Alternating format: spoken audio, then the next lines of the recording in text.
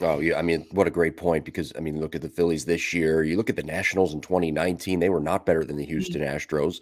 They had a deep lineup, but they came together at the right time. And boy, I mean, did they fit? And the Braves too in I was 2021, I another was team, just gonna say Braves and right? Mets. Yeah, gosh. Yeah.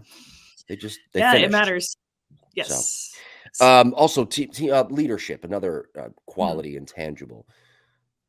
Vocal leader, not so much leader, whatever. But I think what with coaches trying to develop those leadership type skills and getting the most out of that player when it comes to their leadership and kind of that leadership intangible fitting their personality and what's best for them. Sure. I think the biggest message that I used to try to talk to my teammates about was that it didn't matter if you wanted to be a leader or not. Like people think of a leader like, oh, this is the gold statue of a leader. If someone's looking up to you, you're in a leadership position. So whether you like it or not, you've just been promoted to a leader. Now, we think it's a good thing all the time. It's sometimes can be a bad thing. Like you could be leading in a poor way.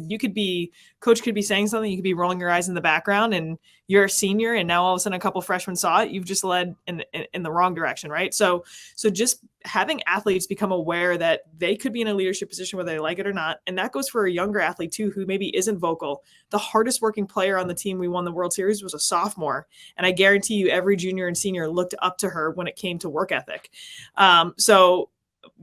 Having that athlete become aware of it, I remember vocalizing that to her and just being like, hey, yeah, I look up to you, and how empowering that is and how important that is. And certainly there's probably other intangibles that have gone into that team first in order to get seniors and juniors willing to admit to a sophomore that they're looking up to someone.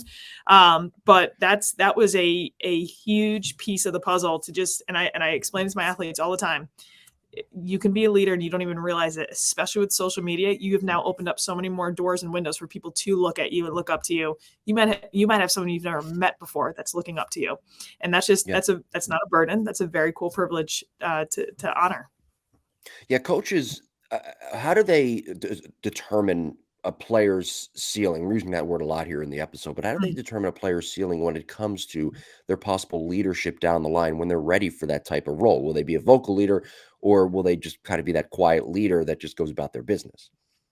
Sure. I think college coaches get a unique experience because they get to recruit an athlete and they get to see that athlete as a senior in high school on their travel and high school teams, right? So they get to see Sure. them in the senior role, and then they get the athlete coming in and now they're a freshman. And that's such a strange transition. You go from top dog to low man on the totem pole within a Sure. month, right? Yeah. And so I think coaches can start to get a glimpse of like, wow, we saw them in their comfort zone and we saw how well they led, right? Yeah. And now they get them in as a freshman. And I remember our assistant coach looked at me and said, I am not coaching you as the freshman you are today. I'm coaching you as the senior leader I see you as in 4 years. And I want to get you to that point as soon as possible. Let's not wait to be a senior for you to become this great senior leader that you can become. Why are you waiting?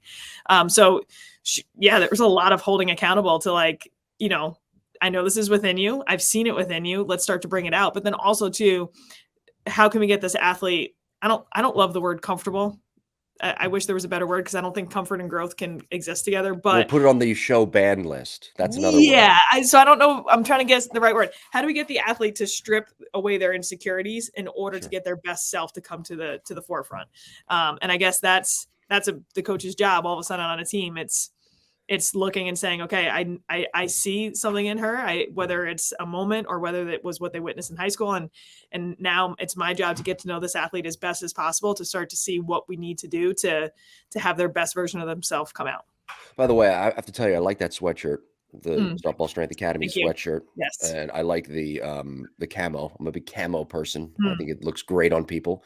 I like it. Looks great on me. Where can they get something like that? That lovely sweatshirt for a we holiday have gift? we have our shop set up on our Instagram. If you go to our link tree, we have our shop. This was actually, I was headed on a flight and I was leaving from work and I totally forgot my sweatshirt that I wanted. And we have our own heat press here. It's like a 9-year-old heat press. We order logos, we get the shirts, we just heat press the shirt. It's ready to go.